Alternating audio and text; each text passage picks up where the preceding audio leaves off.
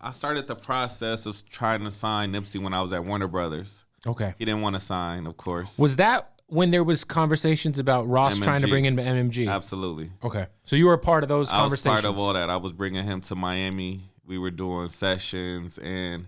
By the way, Ross was trying to sign everybody. He was trying to sign Wiz. Yeah. Ross had a good Dom French Kennedy. Montana. Yeah, everybody. Yeah.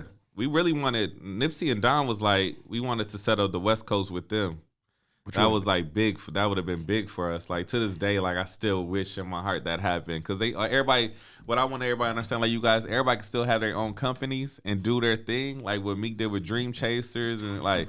Well, I always tell everyone Ross is like one of the only examples of an artist who became an executive that did it the right way. Absolutely. Because I feel like he genuinely wanted every artist on his label to be bigger than him. Yeah. And I think that's the problem most of the time when you have artists sign another artist.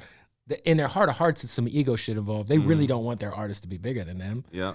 But Ross, I feel like, was like, his heart was in the right place. Yeah. And it kind of showed, like, with the success of the label. Before we get to Nipsey, like, kind of give me that backstory about how close the Nipsey and Dom shit was, because I always heard Nipsey and Dom were very close to going to MMG. I mean, the talks got, very intense. Deal structures were talked about, things like that.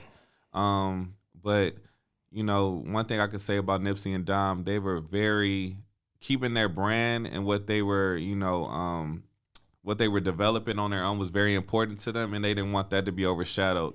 So I think them just being, their own bosses was very important to them, and it was like, 100% understandable when they didn't want to do the MMG situation. It was more so of a we just all wanted that shit to happen because we just know how dope that shit could have been. But, at the end of the day, they made a decision to do their own thing, which, still worked out for them. So Was Wiz ever close to doing the MMG thing? I don't think Wiz was ever close. Okay. Yeah.